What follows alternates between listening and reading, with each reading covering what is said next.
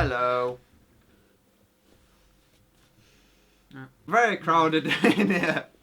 Move a bit. I wanted to have a different angle, so we went for crowded in the corner. If anyone has sent us an email over the past few months, I believe it's from when we did the reboot, which I guess quite a long time. I think every email that's been sent since the reboot hasn't come to us. I can only apologise, and it's because of when I changed the company over for what I'm building the website on. The first company I was using was supplying me with the emails, and when I swapped over to the other company, they stopped supplying me with the emails. I've sorted it now, but I think every email that's been sent in that period has now been lost. I'm very sorry. If you've emailed us, email us again, and I will personally apologise. It's his fault. Yeah. Only because you don't do anything. I get it, if you don't do anything, you don't have to take responsibility, but we're doing a Q&A. You already know that, we're showing an intro bumper, but that's what this is. We're only ever in the same frame when it's a Q&A. What? What's your problem? Okay, I'm alright. Could you maybe give any tips on how to make choruses have a big sound like bands like Oasis do? Or even recently, bands like Catfish and the Bottlemen? Thank you. You're welcome. See you later. I suppose you have to split into two things. Is getting it big live and getting it big in the studio, because there's two different kind of methods. The thing that Oasis did was they'd kind of have the verses of the song not based around the root chord of the song, and then when it came to the chorus, it would go to the root chord and it would sound really climatic and really epic and nice, and it would flow melodically really well. And in terms of instrumentation, this is just in general how to make something sound bigger, is to make everything else in the song sound smaller. So if you've got two guitars, bass, drums, and vocals, maybe in the verse, take one of the guitars out. Maybe have the drums not use the cymbals, maybe just a tom thing. So then when you get into a chorus, it sounds bigger because you've got more stuff added in.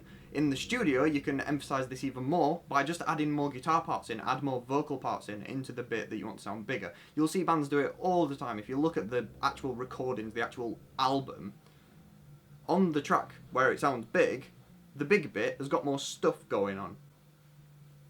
That's kind of how you do it. Or you can just play with sounds. If you say a two-piece and you've just got drums and guitar, or just drums and bass, have a sound that sounds bigger and have a sound that sounds less big, and then just use them when you want it to sound like the thing. Nice. Yeah. Is that it? Yeah, that's a pretty good explanation, Lenny. Oh, thank you very much. Do you want to compliment my explanation too? Your explanation was adequate, and it did the job of which it was required to do. Thank you. If I want to ask a question for a Q&A, do I just comment on this video? Yeah. Yeah? On any video, really. We just pick the best questions that we think a broad amount of people would benefit from knowing the answer to. Ask them. We only have 3 for this video, so we need more. Give us more. Ask Lenny about where he gets his hairstyle inspirations from, and then completely ignore what he says. From the state penitentiary. Is it okay if a band... Yes, it is. It's okay. Is it okay if a band makes a video on YouTube where they are performing or playing before ever gigging to see what people think? We might have different opinions on this, but my straight opinion would be, no, don't do that. I don't think we're going to have different opinions on Okay. this. You know, I think I wholeheartedly agree with you. Okay, I'll go into in depth as to why I think it, because your explanation is probably going to be like it just was. That's a really bad... Is it? Right.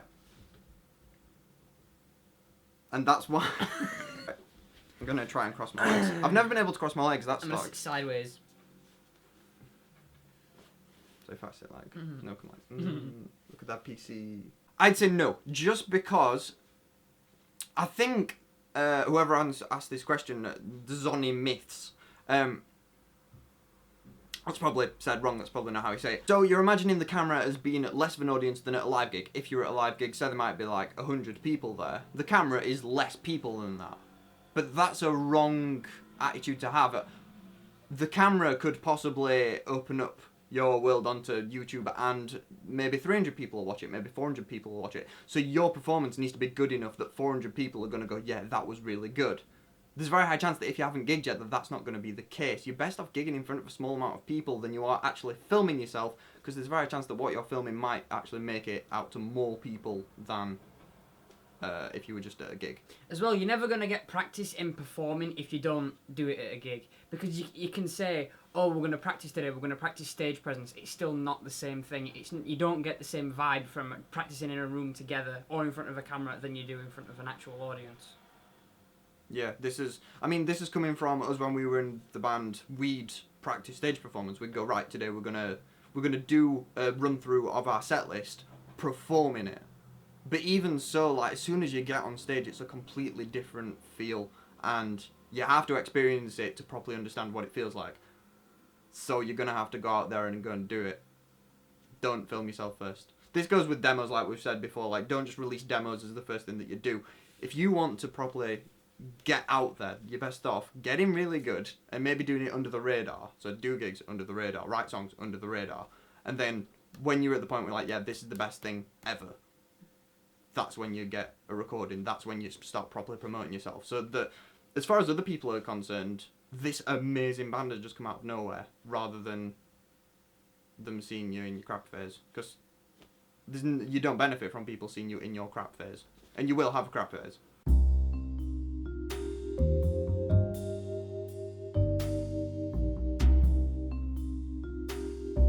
This may turn out to be somewhat shorter than a normal video.